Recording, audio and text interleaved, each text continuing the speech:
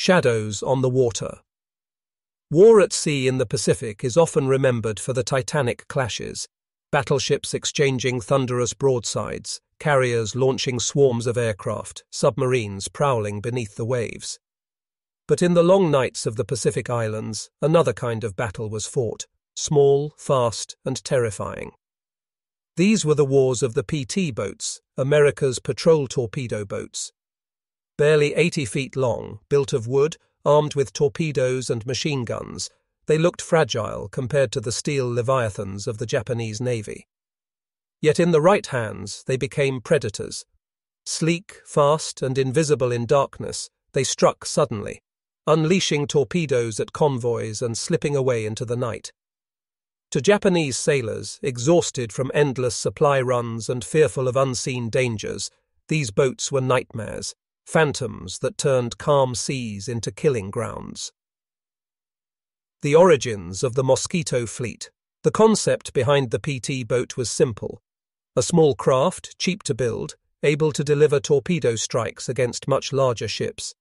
Unlike destroyers or cruisers, PT boats relied on speed and stealth. With 3 powerful Packard engines, they could race across the water at 40 knots. Their wooden hulls, while fragile, made them light and agile. In American naval circles, some dismissed them as toys, plywood wonders, unfit for serious battle. But in the Pacific, where vast distances and small islands created countless supply routes, PT boats found their role. They became hunters of convoys, ambushers of barges, and constant irritants to the Japanese Navy. The Japanese soon gave them a nickname: devil boats. In diaries and reports, sailors described them as pests, like mosquitoes that swarmed in the night, delivering deadly bites before vanishing. Japanese expectations at sea. At the start of the war, Japan saw itself as master of the Pacific. Its fleet was vast, its destroyers fast, its cruisers powerful. Japanese sailors trained for large-scale engagements where discipline and firepower would overwhelm the enemy. They expected to duel with other navies in daylight under banners of steel and honor. What they did not expect were the shadows. PT boats fought differently. They hunted at night, slipping close to enemy convoys, guided by moonlight or radar. They fired their torpedoes and fled into darkness, leaving confusion and chaos behind. To sailors on Japanese barges and transports, already weary from constant harassment by aircraft and submarines, the sudden roar of PT boat engines in the blackness was terrifying. The setting, Solomon Islands. The first real stage for PT boats came in the Solomon Islands, particularly during the struggle for Guadalcanal in 1942–43. Japan relied on the so-called Tokyo Express, nighttime runs of destroyers and barges carrying troops and supplies down the slot, the narrow waters between the islands. These convoys were already dangerous, as American aircraft patrolled by day and submarines lurked by night. But the arrival of PT boats added a new dimension. Operating from small bases carved out of jungle coastlines, PT crews waited for nightfall. Then, under cover of darkness, they launched into the slot. Low in the water, painted dark, they were nearly invisible. Japanese lookouts might spot faint wakes or the glimmer of exhaust flames, but often by the time they realized what was coming, torpedoes were already in the water. First encounters. Japanese accounts describe the shock of those first encounters. Sailors on supply barges heard engines suddenly roar from the blackness. Searchlights swung wildly, and tracers streaked into the night. Then explosions tore through convoys as torpedoes slammed into transports. Panic spread. Some men jumped overboard, convinced invisible fleets surrounded them. A Japanese officer later admitted, "We feared them because we could not see them. They were ghosts on the water. They came at night, fast as wind, and we never knew from where." For men already exhausted from weeks of running the Tokyo Express, the mental toll was heavy. Each night voyage became a gamble. Would they make it through, or would the devil boats appear from the dark horizon? The PT boat crew experience. Life aboard the PT boats was as dangerous as it was terrifying for the enemy. Crews of 12 to 17 men endured cramped quarters, blistering heat, and constant danger. Wooden hulls offered little protection. A single shell could shatter the boat, and fuel tanks were prone to fire. Yet crews embraced the danger. They called themselves the Mosquito Fleet, proud of their ability to sting larger foes. At night, engines thundered as the boats skimmed across waves, spray drenching the men. Radar operators strained to detect convoys. Lookouts peered into the dark for shadows of barges or destroyers. When contact was made, adrenaline surged. Torpedoes fired with a whoosh, machine guns rattled, and then the helmsman swung the boat into evasive maneuvers. Survival depended on speed and luck. Japanese fear of the night. For the Japanese, these boats represented a new kind of warfare. They had faced American carriers and submarines, but at least those enemies could be understood. Carriers launched planes in daylight. Submarines lurked beneath but could be hunted with depth charges. PT boats, however, attacked in the one element the Japanese dreaded most, the night. Japanese sailors were trained in night fighting, but against destroyers and cruisers, not swarms of tiny attackers. The psychological strain was immense. Every sound carried menace. The thrum of engines, the splash of waves, even the cry of seabirds mistaken for torpedo wakes. Some diaries describe men trembling at dusk, whispering prayers as darkness fell. The building fear. As word spread, PT boats gained a reputation out of proportion to their actual damage. They did sink barges and transports, and they crippled destroyers. But their greatest weapon was fear. Japanese officers admitted that convoys delayed departures or altered courses simply because of rumored PT activity. Entire runs were aborted when lookouts reported suspicious wakes. This fear multiplied losses. Supplies failed to reach garrisons, troops went hungry, morale eroded, all because of small wooden boats darting in and out of shadows. By late 1942, the waters of the Solomon Islands had become a graveyard. American aircraft prowled the skies by day, submarines lurked beneath the waves, and surface fleets clashed in desperate night battles. But what unnerved Japanese sailors most were not the bombers, the subs, or even the cruisers. It was the sudden, jarring arrival of small wooden boats that seemed to appear out of nowhere, America's PT boats. The Tokyo Express, Japanese logistics relied on the Tokyo Express, nighttime supply runs using destroyers and barges. These missions were dangerous even without interference. Crews pushed their ships at high speed through narrow straits, dodging reefs and islands, hoping to slip past Allied patrols. Fuel was short, supplies were limited, and American forces were growing stronger. Into this already perilous routine came the PT boats. Operating from hidden bases on Tulagi, Guadalcanal, and other outposts, they waited for nightfall. Their orders were simple: hunt, strike, and vanish. Unlike destroyers, they did not duel. Unlike submarines, they did not stalk for hours. PT boats pounced. A phantom presence. Japanese reports from these early encounters describe confusion and panic. A lookout would hear engines humming faintly across the water. Then machine guns would erupt, tracers cutting the night. Moments later came the whoosh of torpedoes launched from unseen attackers. Explosions followed, tearing through barges or transports. Survivors spoke of terror in the blackness, searchlights whipping across waves, guns firing blindly, only to catch fleeting glimpses of fast-moving silhouettes already speeding away. By the time Japanese sailors realized what had happened, the PT boats were gone, leaving fire and sinking wrecks in their wake. One diary entry from a Japanese petty officer captured the feeling. The night sea is cursed. We fear every ripple, every shadow. He enemy is invisible until death is already upon us. Small boats, big bite. What made PT boats so unnerving was the mismatch between appearance and effect. They were tiny, 80 feet long, built of plywood, vulnerable to a single shell. Yet they carried 4 torpedoes, multiple machine guns, and depth charges.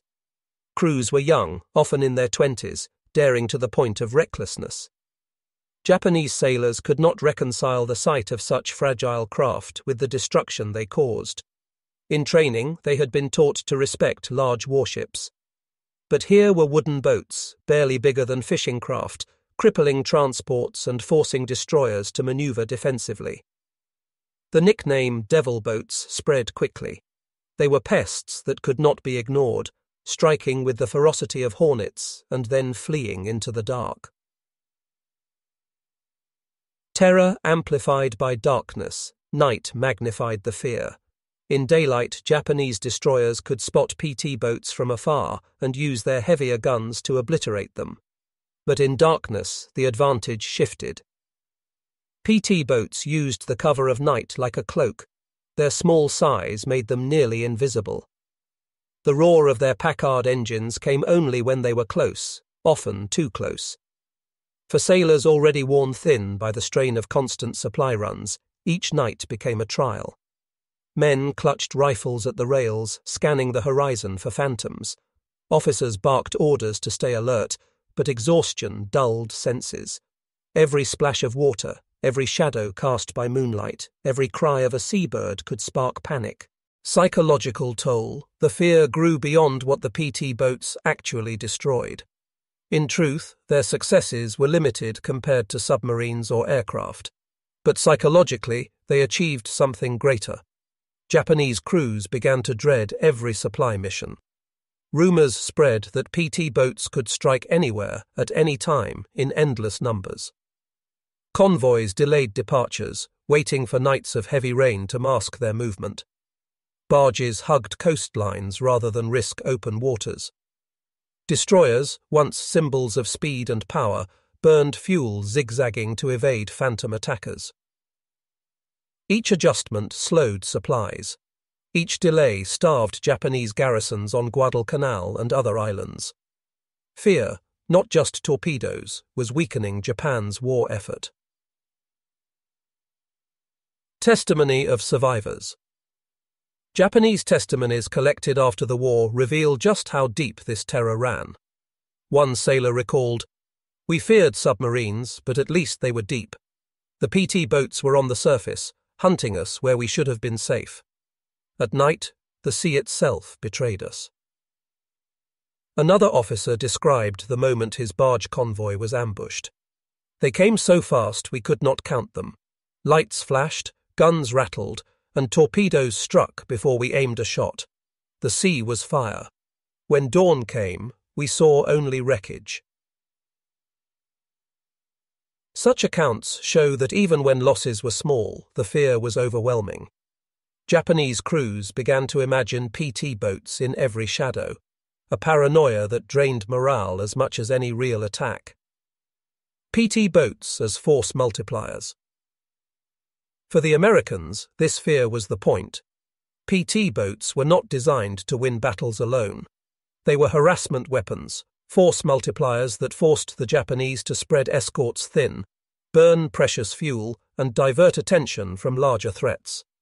Each successful ambush mattered less for the tonnage sunk than for the disruption caused. And disruption bred terror. Japanese sailors entered every mission with nerves on edge, expecting the sudden roar of engines and the hiss of torpedoes. Sleep was shallow, conversations whispered, confidence cracked. Closing of Segment 2. By the end of 1942, the legend of the PT boats was firmly established. To Americans, they were symbols of daring, small crews challenging mighty fleets. To the Japanese, they were shadows that turned every night into a nightmare. The terror they inspired went beyond explosions and wrecks. It crept into the minds of sailors, convincing them that death might come from the smallest ripple.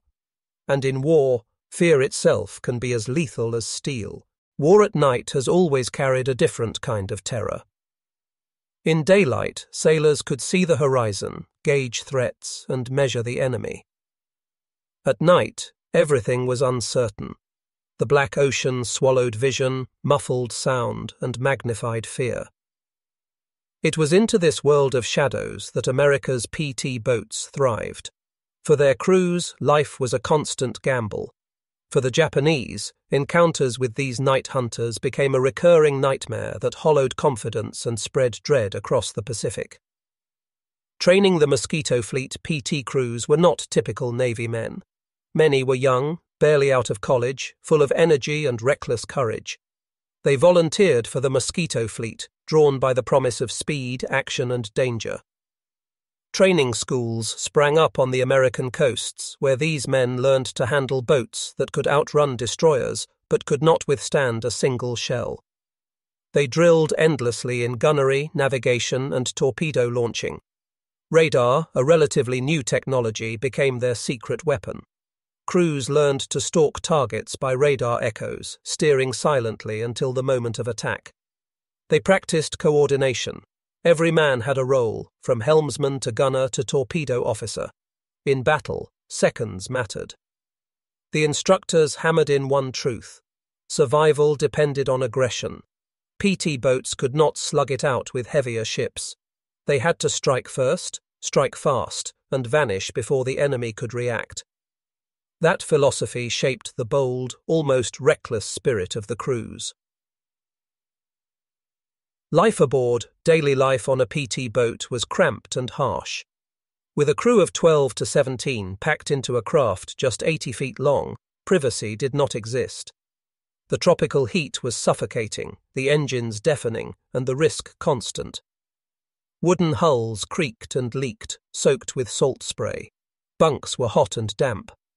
Fuel fumes clung to everything, and the ever-present risk of fire hunted every man. A single tracer round could ignite the boat into a torch. Yet the crews embraced the danger. They painted mascots on their bows, gave their boats nicknames, and lived with a swagger born of daring. They were often compared to fighter pilots, young, aggressive, eager for action. But unlike pilots, they lived together on their fragile craft, bound by teamwork and trust. A mistake by one man could doom them all. That bond turned crews into families, ready to risk everything in the black waters of the Pacific. Hunting the Tokyo Express, the Japanese supply runs through the Solomon Islands. The Tokyo Express became the primary hunting ground for PT boats.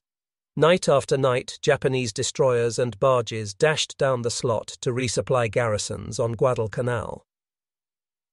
PT bases, hidden in coves and jungle inlets, launched their boats after sunset. They fanned out into likely lanes, engines throttled back to reduce noise, lookouts scanning the horizon for silhouettes. Radar operators tracked faint blips of convoys. When contact was made, the hunters came alive. With engines roaring, PT boats raced toward the targets. Torpedoes whooshed into the sea, leaving white wakes that streaked across the black water. Machine guns rattled, spraying decks of barges and transports. Then, before the heavier guns of Japanese escorts could respond, the boats darted away, weaving erratically, disappearing into the dark. The tactic was hit and run, but its effect went far beyond tonnage sunk. Japanese sailors learned to fear every night voyage. Japanese dread of darkness. To Japanese crews, the night sea was already a trial. Destroyers roared at dangerous speeds, skimming through narrow waters between islands. Lookouts strained their eyes, searching for reefs, aircraft, and submarines. Exhaustion dulled reflexes. Then came the PT boats. Men wrote in diaries of hearing faint roars in the distance, engines like angry bees. Convoys scattered, searchlights pierced the dark, but often too late. Torpedoes slammed into hulls, explosions lighting the night sky. Survivors described chaos, men screaming, ships burning, officers shouting orders drowned by gunfire. And then, silence. The attackers were gone. The dread grew with every voyage. Some sailors admitted they prayed before nightfall, fearing the moment engines would roar from the black horizon. Others spoke of sleepless nights, lying awake convinced that devil boats prowled nearby. Even when no PT boats were present, Panic could spread at shadows or splashes mistaken for attackers. The sound of terror. What haunted Japanese sailors most was sound. The roar of Packard engines, 3 per boat, carried across the water. Once heard, it meant death might follow in seconds. Survivors recalled how the sudden rising hum made men freeze. Even when convoys escaped unscathed, the fear lingered. Some soldiers compared it to hearing the howl of wolves in the dark, an ancient, primal terror. Others called it the voice of the devil. The sound became legend, whispered in barracks and galleys. At night, the devil boats will come, beyond the damage. In truth, PT boats did not sink vast numbers of Japanese ships. Their torpedoes were unreliable early in the war, and their small size limited firepower. Yet their impact was psychological. They forced Japan to burn precious fuel maneuvering, to assign escorts to even small convoys, and to delay operations out of fear. Supplies failed to reach hungry garrisons. Troops waited in jungles, short of food and ammunition, because barges turned back after rumors of PT sightings.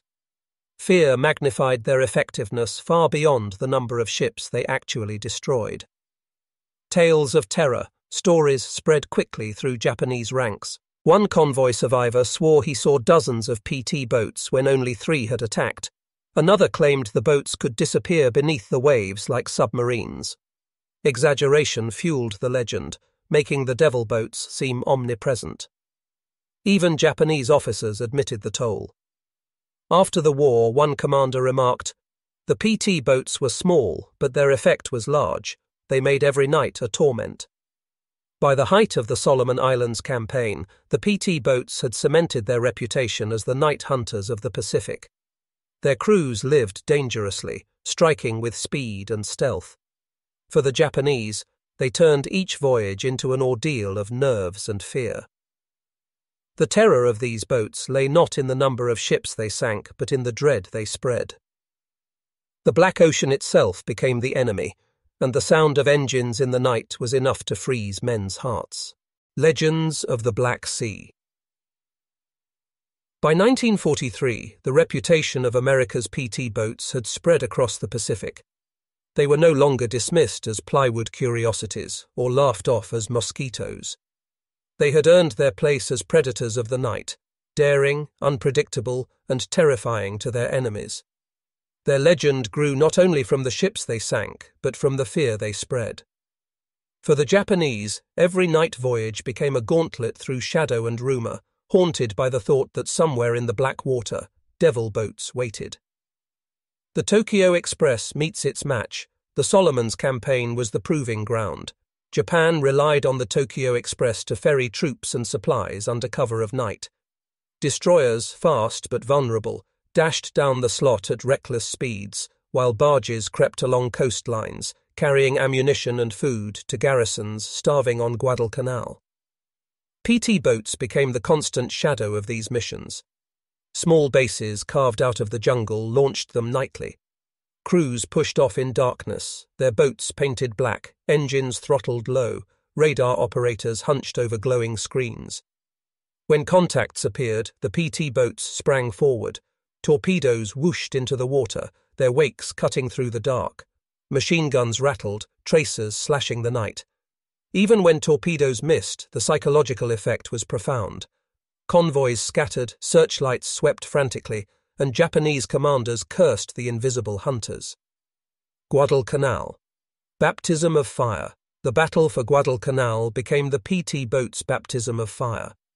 Night after night they patrolled Iron Bottom Sound, a body of water so named for the wrecks that littered its depths. Japanese destroyers thundered through, desperate to land troops and supplies. One night in October 1942, a squadron of PT boats engaged a Japanese supply convoy. The boats darted in, firing torpedoes at close range. Explosions lit the night as a transport ship erupted in flames. Survivors described panic on the Japanese decks, men shouting, guns firing blindly, officers struggling to regain order. Though the PT boats lost some of their own, their daring impressed even hardened American commanders. General Douglas MacArthur later called them expendable but essential, acknowledging that their disruption mattered more than the tonnage they destroyed. Case study: the Battle of Blackett Strait. One of the most famous PT engagements came in Blackett Strait, part of the Solomon Islands chain. Japanese destroyers attempted a supply run under cover of darkness. PT boats lay in wait. The clash was chaotic. Engines roared, guns flashed, torpedoes streaked through the black water. A Japanese destroyer took a direct hit, flames bursting skyward. Another narrowly dodged, veering wildly, colliding with a barge. In the confusion, PT boats vanished into the night, leaving wreckage and panic behind. Survivors later spoke of their terror. One Japanese sailor recalled, "The sea was alive with demons. They struck from nothing and returned to nothing. We fired until our guns were empty, but we hit nothing. Only darkness answered us." The night Lieutenant Kennedy became a legend. The PT boat war also produced one of America's future presidents.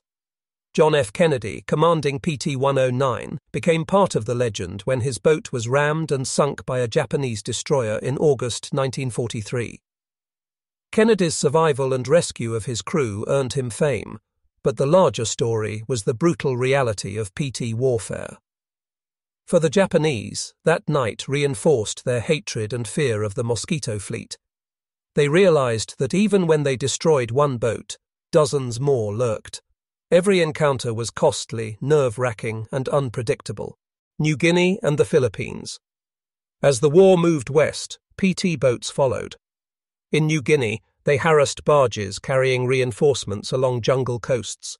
Crews braved storms, reefs, and enemy fire to strike at vulnerable convoys. In the Philippines, PT boats found even greater success.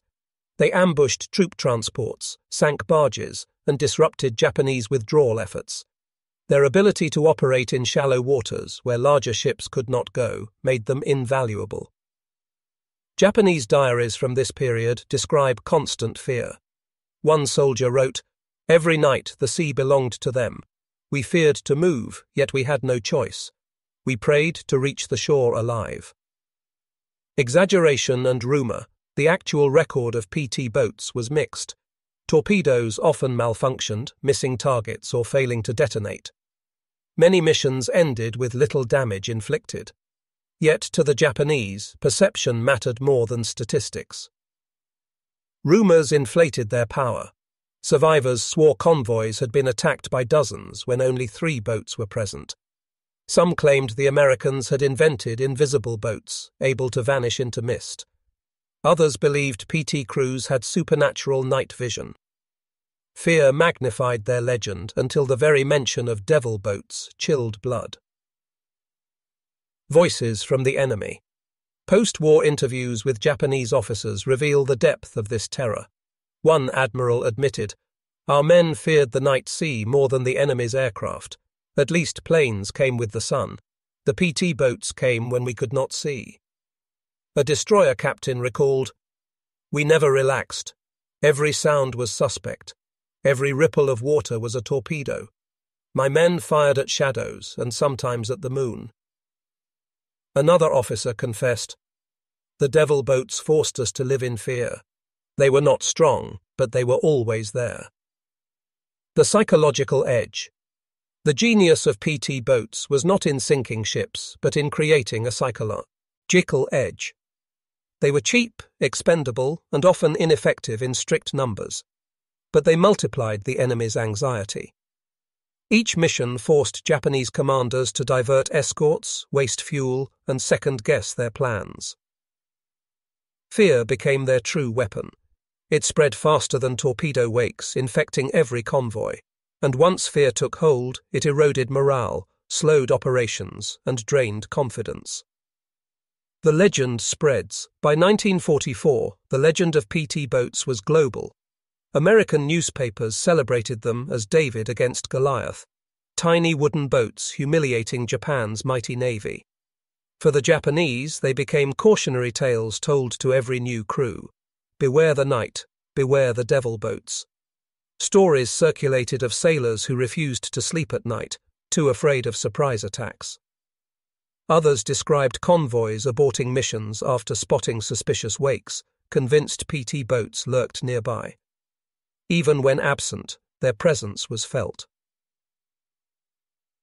In the end, PT boats did not win the Pacific War. Carriers, submarines, and bombers bore that burden. But in their small way, they shaped the battle. They turned the night into a weapon. They forced the enemy to fight not just with guns, but with nerves. The Japanese learned to fear the dark ocean, not because of what they saw, but because of what they imagined. Small wooden boats, engines roaring, torpedoes streaking unseen. For them, the PT boats were not just enemies. They were nightmares in the Black Sea, symbol of fear.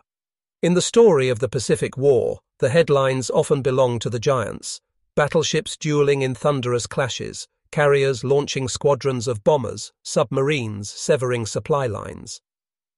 But beneath those headlines ran a quieter, darker current. Small wooden boats, barely longer than a tennis court, became icons of dread. To the Americans, they were symbols of daring ingenuity. To the Japanese, they were omens of terror.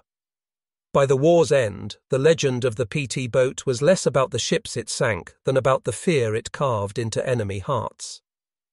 Small boats, big impact. At first glance, PT boats seemed laughable. Built of plywood, lightly armoured, vulnerable to a single shell, they looked like fishing craft with weapons bolted on. Compared to the steel monsters of the Japanese Navy, they were toys, but in practice they proved that size was not destiny. Each PT boat carried 4 torpedoes, multiple machine guns, and sometimes 20mm or 40mm cannons. Their 3 Packard engines gave them blistering speed, up to 40 knots, allowing them to dash in, strike, and vanish. Their crews, young and reckless, embraced risk as part of their identity. What made them powerful was not firepower alone, but unpredictability. They did not fight like destroyers or cruisers. They appeared where least expected, at times when the Japanese most dreaded attack, in the dead of night. Turning darkness into a weapon. Darkness had always been a sailor's enemy. Navigation became guesswork, signals were confused, and every sound was amplified. Japanese crews already feared night runs, racing through narrow straits with enemy planes overhead and submarines beneath. PT boats made night their own battlefield. Painted dark, running low in the water, they were nearly invisible until engines roared. When they attacked, it was sudden. Torpedoes slicing through the Black Sea, tracers stitching, across decks, men shouting in confusion. By the time searchlights found them, they were gone. The effect was disproportionate to their size. Even when torpedoes missed, the terror lingered. Crews spent hours on edge, scanning for shapes that might be phantoms. Officers delayed convoys, wasting precious fuel, rather than risk devil boats in the dark. The fear multiplies. Fear has a way of growing larger than reality. PT boats sank some Japanese ships, yes, but rumors multiplied their impact tenfold. Survivors swore dozens attacked when only 3 had been present. Sailors imagined torpedoes in every wake, engines in every distant hum. In diaries recovered after the war, Japanese soldiers wrote of sleepless nights, of whispering prayers before each voyage. One confessed, "The night sea belonged to them. We felt hunted even when we saw nothing." Even officers admitted the psychological toll. A destroyer captain remarked, "It was not their power we feared, but their unpredictability. We could not fight what we could not see." A weapon of morale. For the Americans, PT boats became morale symbols. Newspapers at home published stories of the Mosquito fleet, celebrating young crews who challenged Japan's mighty navy. Photographs of lean, grinning sailors aboard their fragile boats inspired admiration. For the Japanese, the same boats became weapons of despair. Every convoy disrupted, every barge turned back, deepened the sense that Japan was fighting not only against larger fleets, but against invisible swarms. Even when little damage was done, morale eroded. Hunger grew in garrisons left unsupplied. Doubt spread among sailors who once believed themselves masters of the Pacific. Stories that endured. The war produced countless stories of PT encounters, some exaggerated, others grimly accurate. Japanese survivors spoke of nights lit by sudden explosions, of comrades lost to unseen attackers, of the haunting roar of Packard engines echoing across the water. American veterans told of daring chases, close escapes, and friendships forged in fire. They remembered nights when tracer fire stitched around them, when a lucky torpedo struck home, or when they barely escaped a destroyer's wrath. Together, these stories wove a legend, the idea that a handful of small wooden boats could terrify an empire. Legacy after the war. When the war ended, PT boats quickly vanished from navies. Their wooden hulls aged poorly, their torpedoes became outdated, and larger steel ships took over their roles. Yet their legend remained. Veterans remembered them as symbols of courage. Historians remembered them as examples of how fear could shape strategy. For the Japanese, memories of the devil boats lingered in diaries and testimonies. Even decades later, sailors recalled the dread of night voyages, the paranoia of scanning the black horizon for enemies they could not see. And for the world, PT boats became immortal through stories, through films, books, and even the political career of John F. Kennedy, whose service on PT 109 linked the small boats to larger history. Why they mattered. In strict numbers, PT boats did not change the war. Submarines sank far more tonnage, carriers decided major battles, and bombers leveled cities. Yet PT boats mattered in ways harder to measure. They forced Japan to waste resources, spread escorts thin, and live in constant anxiety. They embodied America's ability to innovate, to turn small craft into psychological weapons. They gave young men a chance to fight in ways that inspired both fear in enemies and pride at home. Most importantly, Hay proved that terror itself can be a weapon. The Japanese were not defeated solely by bombs and shells. They were defeated by hunger, by doubt, by the creeping realization that the night itself had turned against them. Closing reflection. By the end of the Pacific War, Japan's sailors no longer saw the ocean as theirs. The vast waters they once dominated had become haunted places. Every ripple might hide a submarine. Every cloud might conceal a bomber. And every shadow on the Black Sea might be a PT boat, engines roaring, torpedoes streaking unseen. In the grand scale of history, PT boats were small, but in the memories of those who faced them, they were giants of fear. To the Japanese, they were proof that America could turn even the smallest weapon into a symbol of dread.